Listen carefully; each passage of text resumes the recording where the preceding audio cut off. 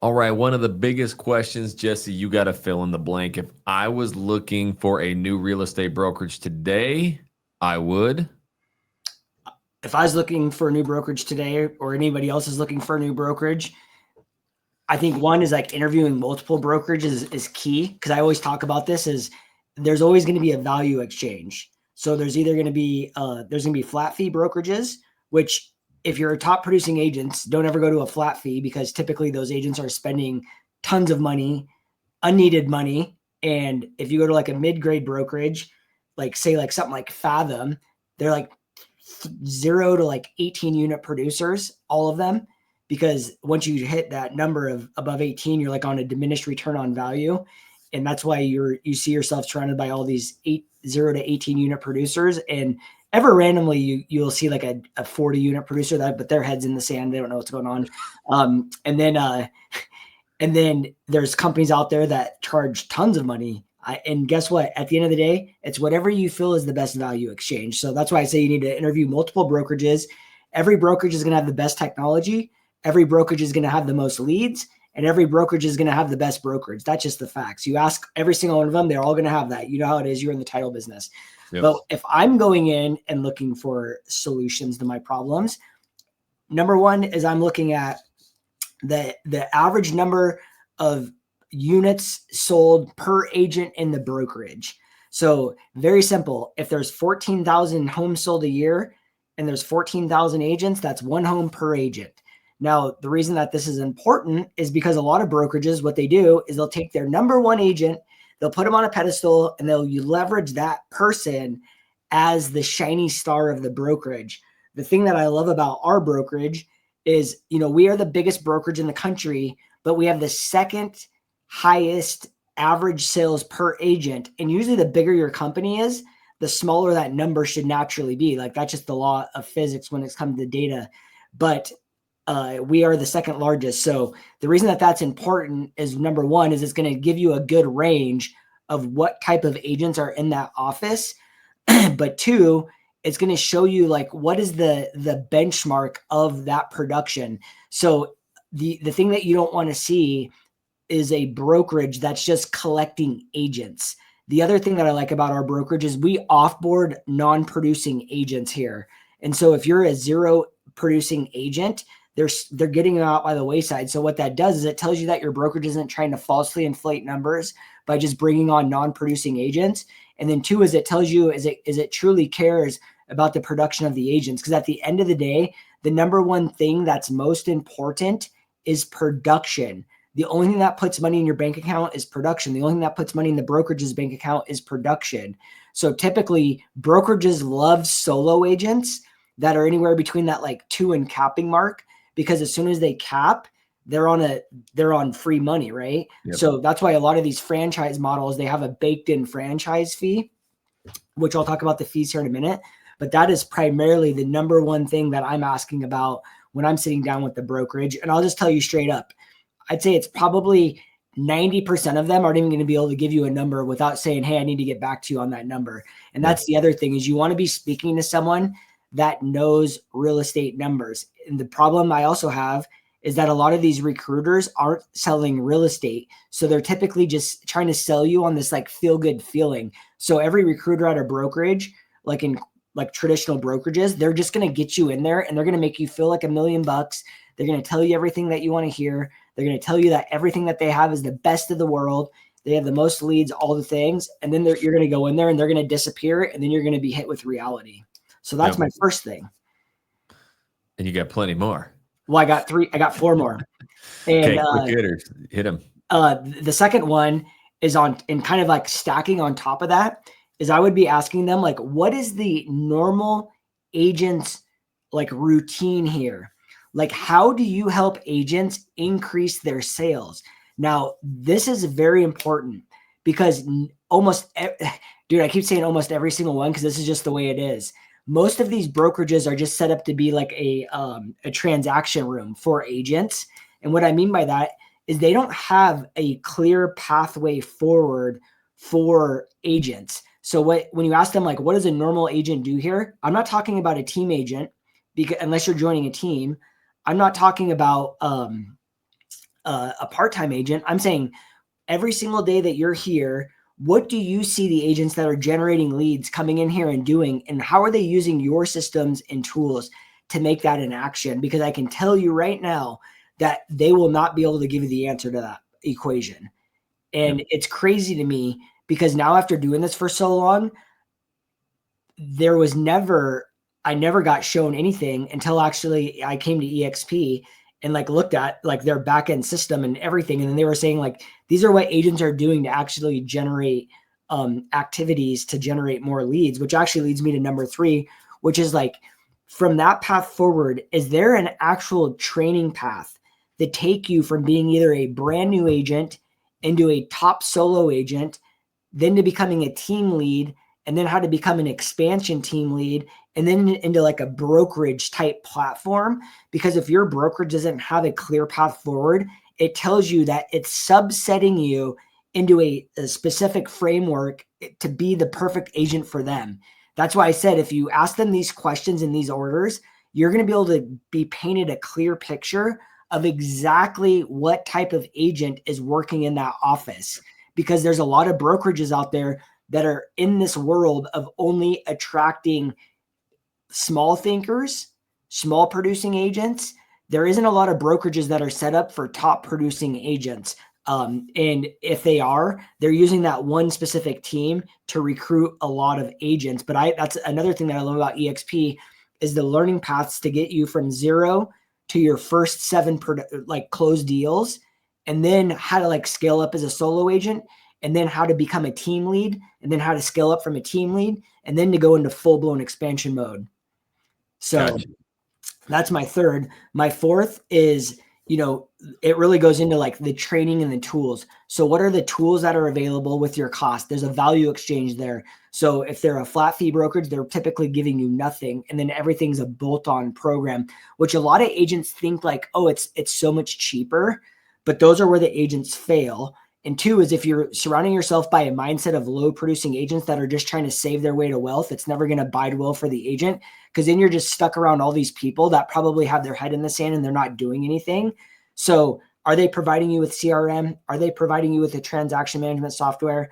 Are they providing you with multiple training resources, CEs, a fast cap program to get you into production? I know like KW does Bold, which you have to pay $750. We have an equivalent of that on steroids, and it's absolutely free. So what tools? We also get Canva Pro. So what tangible tools are you getting? And, a lot of brokerages will say like, oh, we're working on a technology that's innovative. Mm-hmm. This is what I want you to ask them. That's great. What does that look like today? And then what is the goal long-term with that? And how many agents do you actually have using those tools? Because even when you're interviewing different companies for different software uses, I was actually talking to a company yesterday, and they're like, oh yeah, we're like building all this AI into the system and blah, blah, blah, blah, blah. And I'm like, cool. How many agents do you have using that? And they're like, well, we don't have any. I'm like, I don't ever want to be in the beta testing of a company, because what happens is you're like basically a case use, and you're going to be you're not going to get like the full blown like usage of that tool. So the thing that I see is usually you pay top dollar, you get the worst results, and then they usually launch it at a second rate cost that's less expensive, but it's more productive. So you're actually getting like pretty much, screwed in that situation. And then the 5th thing that I would tell agents to be looking at is, what is this here? Did I write down? Well, we can get to that. I can't even read my my handwriting here, dude. So what we're going to do today is we're going to talk about, in fact, what happened was we did the EXP Realty 2.0, and we brought up quite a few interesting points. And between you and I, in less than a week's time, we had over 20 agents email us or call us or DM us. They had no idea about some of the new stuff here. So this isn't just an EXP video. What we're trying to do is, Jesse keeps saying it, this is moving season. We're starting to see agents just kind of move all over the place. And Jesse told me one time, he goes, Jackson, we're at EXP. It's the greatest opportunity ever. But if there's ever an opportunity that's better, we're jumping on it. I'm never going to miss this boat again. So with that being said, he's interviewed every single brokerage. And the way that he does it. So I personally am more of an emotional person. Like I could get brought over to a brokerage because of a person, right? Does that help me? Does that help my business? No, not really. It feels good. So thankfully, you're more of a numbers guy, and everything that you said 1 through 5, and we didn't get to 5 yet, but it's production based. So your whole goal, straight up, if I'm going to sit in a meeting, it's how can I grow my business? How can I, do more production? So that's what we want to focus on today, is giving you real questions that you can ask these brokerages, and then really break down real numbers too. And then we're going to talk also, since we had so many people ask us about this co-sponsorship, it might be one of the biggest opportunities in all of real estate, period, to be able to join 2 completely separate businesses. We've actually got a lot of examples we can provide you. But that right there, that could change your business. So with that being said, let's go right into number 1. Like, you open up a Zoom or you go in personal, you talk to a brokerage, like that first question you ask them, what are you expecting? And you talked about agent production per number of agent. Where does that stack up across like other brokerages? Yeah, like I said, it just depends. And that's the thing is, you're not really like, even really, in my opinion, it's kind of like a question, because they're not getting these questions typically. So you're really just trying to figure out, like, where are they at and what type of caliber of agents are in the building, Yeah. Like I said, is like, if you're talking to a brokerage, like all of the Me Too EXPs, they're all in the 2 ranges. And then you see it in the revenue share per agent. It's the same exact thing. It's like 50% of what the EXP agents are. So like I say, is like, you're trying to figure out like where you want to go. And I'm not saying like it's going to be an easier time getting there, but when you're around people that are doing it differently or at a higher level, it's like you are just naturally going to pick up tips, tricks, activities, habits, resources, and information that really allows you to grow a lot quicker or get you to your goal a lot quicker. And the thing is asking them those questions is going to ask them to understand if they really even know what their business is all about. And that's why I said, like, when you're speaking to a recruiter, that's all they're there to do is typically make you feel really good. And I've met some recruiters that are amazing, that know the businesses inside and out. But the thing is they're not real estate agents. So they're typically not out there selling real estate. So they don't really know what's actually happening. And actually the 5th thing I was going to remember, now that I remembered it, was I want you to ask them is like, how fast do agents get paid? Because actually I had an agent hit me up yesterday who was like, dude, it's taken me 4 weeks to get my check. And actually, what did we hear about from Kyler when we brought the brokerage over? They said that, yeah, dude, they're like, I'm spending $150,000 on my operations manager to chase down checks. And it was taking them 4 weeks to get paid. And here we get paid as soon as our brokerage gets a clear picture of the check from title. It doesn't have to go in the bank account. They deposit it into our accounts. And that's EXP says they float $30 million a day in commissions before they ever receive the payment from the title and escrow companies.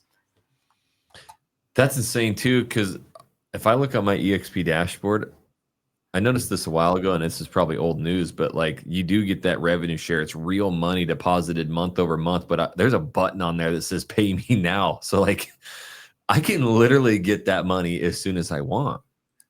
Well, yeah, that's revenue share. That's like different than the commissions. I get it, but that's pretty cool, because if it's an aspect of this, and you don't need a lot of agents to earn money, but you can pull that money whenever you want as well. Yeah. And the cool thing is yeah, so it's pay now and you can get the money in your account. And I think last year they were saying, because EXP gave out last year $171 million in revenue share, which is insane. And I think they said like $171 million. And that's not commissions. So they pay out $171 million to the agents. Yep.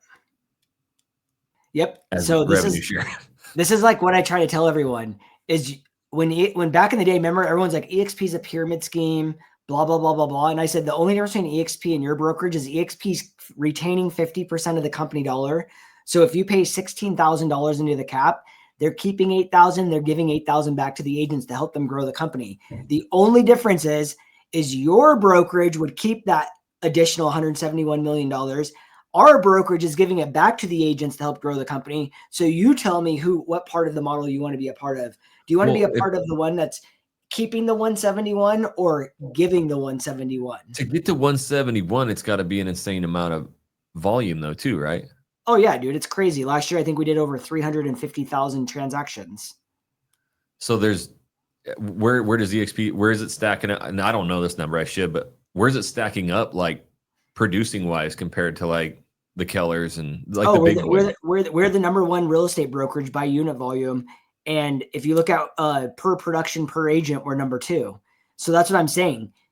We're the most profitable brokerage. We do the most transactions, and we have the second highest transactions per agent count. Now, if you look at the top 250 teams at EXP, it would be the 6th largest brokerage in America. And they did almost 100,000 transactions. It's outproducing LPT, Real Broker with 20,000 plus agents. This is the top 250 teams at EXP Realty. So that's what I'm saying, dude. When you stack up the numbers don't lie, people do. So when you hear all these people, they're always trying to spin it whichever way they want. Literally, we went to this data meeting the other day, and they literally showed how the media spins real estate. And then they say, like, literally whatever the media is saying is typically the opposite. So they're like, when the real estate market's surging, it's literally like flatlining. The real estate market is tanking. The number's actually moving, but it's slightly up, It's just so funny to hear what you say, and people can talk about whatever they want. So that's why I always say data and numbers don't lie. And then you hear people saying they just manipulate the data to make themselves look so good. I'm like, dude, these are numbers that are like non-manipulated numbers. Whatever you are being sold is a freaking it's a bill of sale, or whatever you want to call it, a bill of goods. Like somebody is selling you on this freaking crazy dream. I don't even know what it is, but anyways, I digress. But I wonder why that, like why it's a bad taste in the mouth. Is it? Well, it used to, like, EXP used to be like that, but it's not like that anymore. You never hear anybody talking about those things. Yeah. And that's the thing, is like EXP, like I always say, is now like the golden standard of the real estate industry. Like it's the leadership. It's everything, dude. It's when you're brokerage, this is what I say. People are always blown away by this, but I'm always like, EXP is not a profit company. We are a growth company. We happen to just be the most profitable real estate brokerage in the world. Do you know that what's the old saying? If you always do the right thing will like happen. And it's like, you just keep doing the right thing over and over and over, and the results will come. It's the people that cheat, steal, and lie. Those people always go by the wayside. The truth will always set you free. All those things. So when you always do the right thing and do the right thing by the agent, the cream will always rise to the top. So now when you're seeing these results, most profitable brokerage, biggest brokerage, most production per agent, all these things, these are because they've always done the right thing for the agent. It just takes time to catch up. I can't remember what podcast, I think it was Gary Vee. He said human beings in general are always adverse to technology. When Facebook came out, everyone hated it. Everyone said it was going to change the world. The internet came out. Agents said that the internet was going to go away. They hated it. It was going to ruin the industry. What happens is it always accelerates the industry, and it's the people that take advantage of it that end up on top. And then it just takes everyone else more time to come to. So when you hear people saying like, oh, it's too late to get in, what the F does that even mean? It's too late to get in. If you're like, oh, it's too late to get in because of like revenue share purposes, you're an idiot if you say that. And the reason that I say that is because EXP is like sitting at like 60,000 agents in the US, and there's 1.5 million agents in the US total in NAR. So you're telling me that 440,000 agent opportunity, or whatever the number, sorry, not 440. It's like 1.4. 1.4. Yeah. Yeah, exactly. 1.440 is like, that's the opportunity. If you're like a Me Too broker and you're at like 20,000 and you're only ever going to grow to 100, and that was like real forever. So like our big BHAG goal, big, hairy, audacious goal is 100,000 agents. So you're going to go from 20,000 to 100. That's 80,000 agent delta. EXP's always said we're going to go from, back in the day, it was like 20,000 to 500,000. That was their goal to like in the US. So 500,000. So like I'm not a very smart person, but if you go from 500 minus 20,000, that's 480,000 agent opportunity. That's the leader here. The other leader is saying 100,000 and we're at 20, and they only want to grow by 80,000 agents.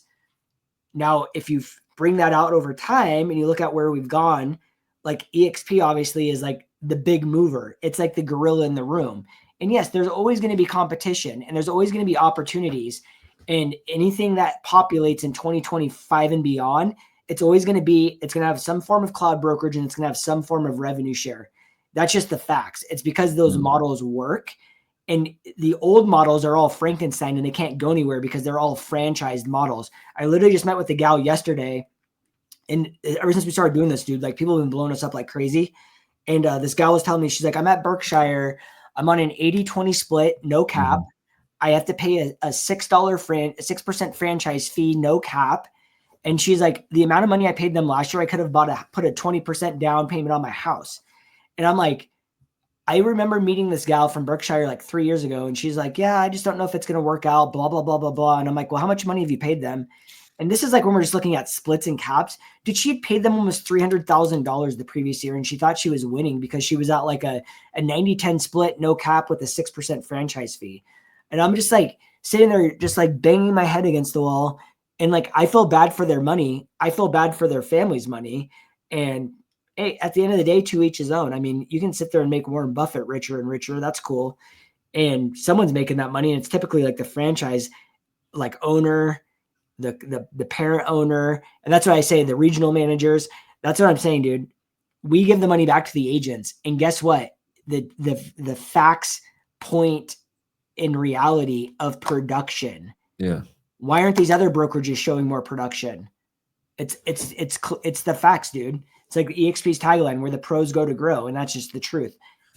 But what if, playing devil's advocate here, why wouldn't you go to one of the new cloud brokerages at an early stage to try and get in early? Obviously we know production per agent, but would that inevitably grow, or do they have some kind of, what did I just say? I just said this is, if you're a brand, like you have this fully established model, right? EXP, you get all of these tools, all these resources, amazing revenue share, amazing stock, healthcare, all of these things. In your marketplace, there's only so much resource of brokers, transaction management, contract compliances, all the things. Where do you think those support rules want to work? Do they want to work at this up and coming startup that has no money to pay for support?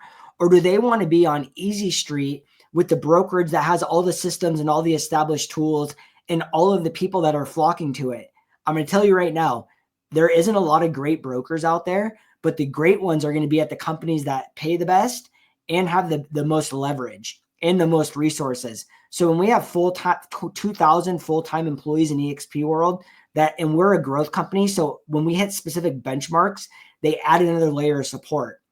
A lot of these and Glenn Sanford, our CEO, still has 47% share of the company. This is important because he's not having to answer to all of these investors where they're always trying to cut costs. And then, like I said, look at the long-term results. The results speak for themselves because they're able to dump that money and funnel it back into the company. That is probably the biggest piece of the puzzle that no one ever talks about, is the support. Do you remember back when we were just getting started, dude? Like here at EXP, like how tough the support was when we had like one broker. And dude, trust me, I've brought on enough agents from these other companies and they're like, the support over here absolutely sucks. And it's taking forever to get paid. Nothing works right. They promised you all these things, blah, blah, blah, blah, blah. So it's like, yes, dude, are there people that are going to get in early and absolutely kill it? Absolutely. However, I always ask myself this: what is the common framework of my company? And when you look at it, I'll just say it. If you look at a company, say like LPT, where they have their business builder model, and then they have like a flat fee model, they sit there and say, when the market shifts down or you're a struggling agent, you can just go into the flat fee model and then you don't have to move brokerages. When 90%, it's either 85 to 90%, and that's coming from them, are in that flat fee model, you are surrounded by all of these flat fee agents. That is a bulk majority of your company. And guess what? The broker would rather you be on a flat fee anyways, because that's probably where they make the most money for the most part. That is, in my opinion, is not where you want to be.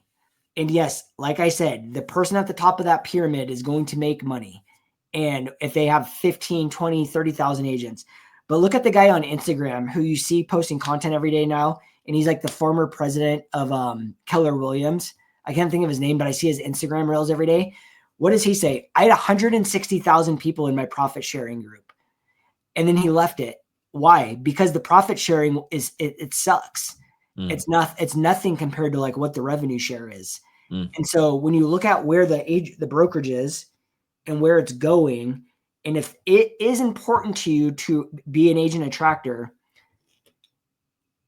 there's models. And this is why I was saying, ask what the average revenue share per agent is. This will give you everything you need to know.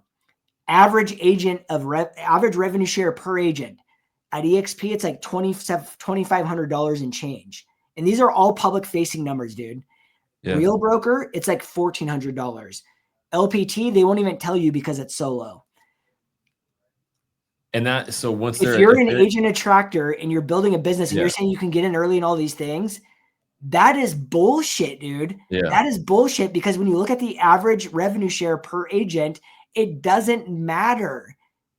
Because if you're someone that's going to build and you can attract, guess what? You're going to need to do twice the amount of work if the revenue share per agent is half the amount of dollars.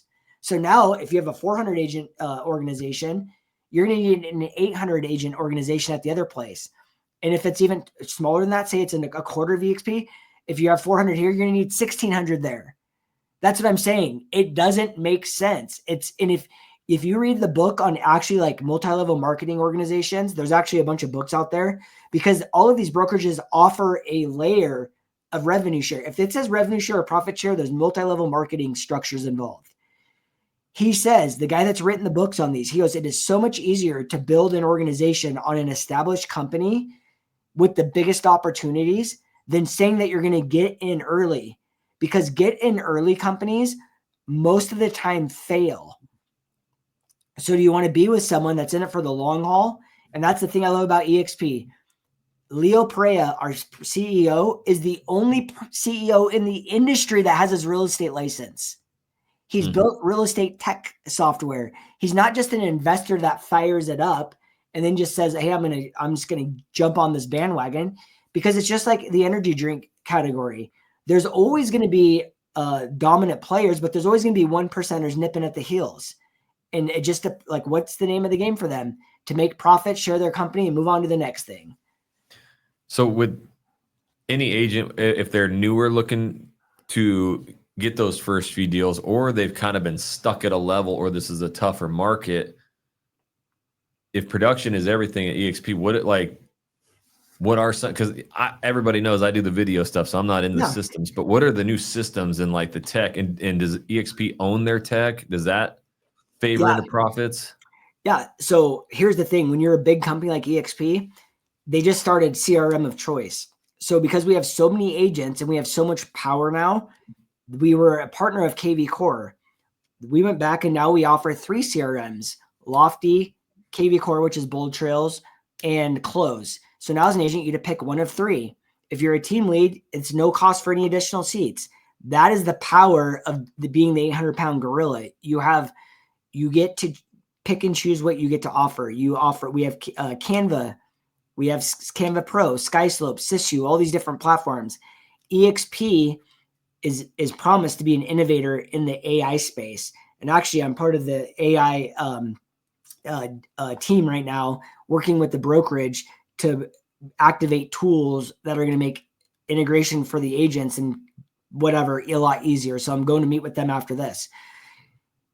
EXP is building its own tech stack. Glenn Sanford, our CEO, was at the OpenAI conference 3 weeks ago down in Silicon Valley. Last week, he was at the Grok AI conference. Yeah. Dude, they've already layered in AI into our system, so you can just type in like what you want it to do and it'll start generating it. But it's going to come down the pipe when it's fully automated transactions, fully automatic marketing, all these different things. But at the end of the day, it always comes back to the agents using the technology. So like, they're not going to just generate millions and millions of deals and then just start dispersing them out to agents. Otherwise, the agent will become non-existent. Random question. Yeah. without putting any words in his mouth, what do you think if you were to give Glenn Sanford truth serum? What do you think his ultimate goal is?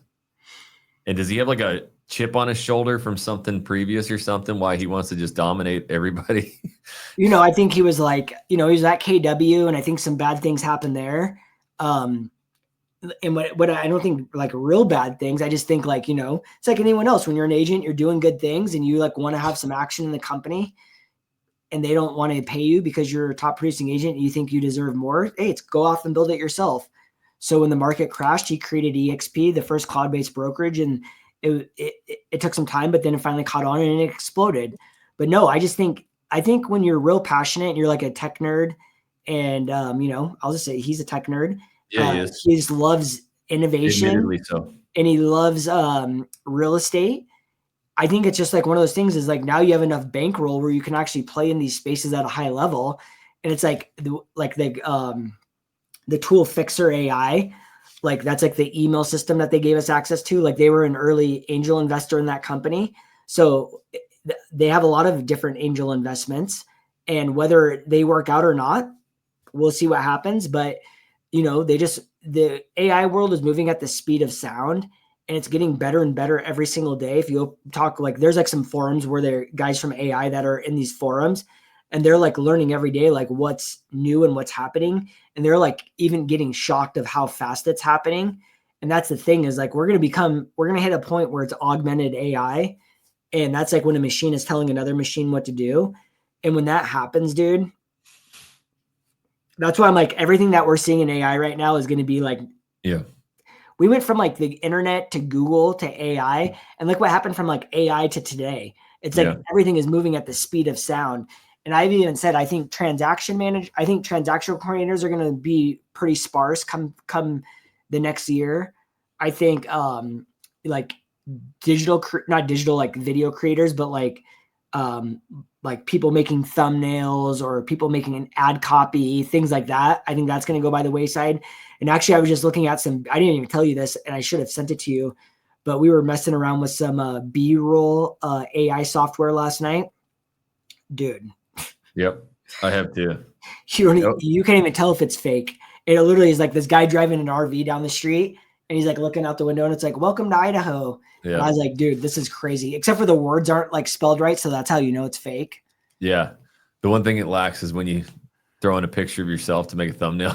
Oh yeah. And it like totally come out looking funky monkey on like, there's my cousin, dude. Oh man. No. It can be a lot, and I think everything that you said, you take so much pride in this. And so it's like people are really trying to figure out what is that fit for me. I don't even know if most agents know what questions to ask. So with that, I kind of want to pivot to like, look, I'm an agent and I have like this skill set and I want to grow on it. Maybe that is FSBOs. Maybe that's expired listings. And I'm just great at phone calling. But there's also this other side of me that I need to get better with my systems, or hey, I want to go all in on YouTube and video. The reason I'm saying this is because we had multiple agents reach out because they'd never heard of co-sponsorship and what that means. And you're like, dude, if you want FSBO, and we got the greatest guy, he's in our downline. And if you want systems and everything, you go over here. So expand on co-sponsorship at EXP. What does it like truly mean, and what opportunities do these agents have? Yeah, so there's all these different organizations in EXP, and everyone kind of creates their own, and then some people try to create their own, and then they alienate everybody, and they don't want anyone involved.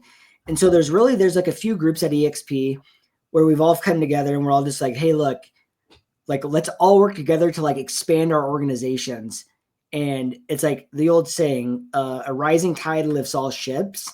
And then there's some people that are just anchors that aren't getting raised and they're drowning. And that's like very evident to see. But you don't see it without being behind the scenes. And so like I met with an agent the other day, and he was like, I just don't know what I don't know. And I just said like, I never even have to talk about co-sponsorship if they're hitting us up directly. But if I'm talking to an agent, I'm like, dude, you have a different skill set, and I like know where you want to go. And I think if you co-sponsored with another group over here, it's actually a disadvantage us to co-sponsor, like from a financial standpoint, only for like, it's a very small amount of money, but it's like, I want the best for the agents, dude. Like I want them to produce. I don't want them to leave, obviously, because if they leave, we get no revenue share back from the company. But at the end of the day, I need them to be successful. So if my only incentive is for you to be successful, I want to position you with not only us, but with another group, maybe that adds more value to you than what I can add. And that is what the power of co-sponsorship is. So it's not only someone in our downline. We were doing this before co-sponsorship with people in our organization. So if you were someone that had a skill set that maybe I knew you would partner up better with someone in my organization, I'd say, hey, partner up with this agent, not partner like you guys are going to split anything, but like list them as your sponsor. And then you'll get what they offer, what I offer, and everything in the upline. But now it's like not only in our organization, a co-sponsorship, it includes somebody else in a whole nother organization. Mm-hmm. So if I'm the only one talking about EXP on YouTube, I might be the only person you know about. And I might make it sound all fine and dandy and like it's all great and rainbows and unicorns over here. But there might be someone else over here that has a way bigger skill set in the area that you're trying to grow. Or if you're going to attract agents, and I do think that there's a way bigger opportunity, and this is why I'm pushing it, is because I think there's way more power in collaboration and alignment with two different organizations than just only one. And that's the facts. And if anyone tells you something different, then that's because like in other organizations, do they have someone that's like doing YouTube? Probably, but they're probably one of our clients and they're probably doing it at like a C grade level. Yep. Well, if you want to do YouTube, which is typically people that are reaching out to us, and I say, okay, so you want to do YouTube and you want to build a big, massive team that's got, 500 agents doing billions and billions of production. Well, I can plug you in with somebody that's doing that. Yep. And let's just say you're a recruiter and you're like, no, I just want to have the biggest opportunity with all the tools I have. Okay, this is like the avenue I would be going down if I was you.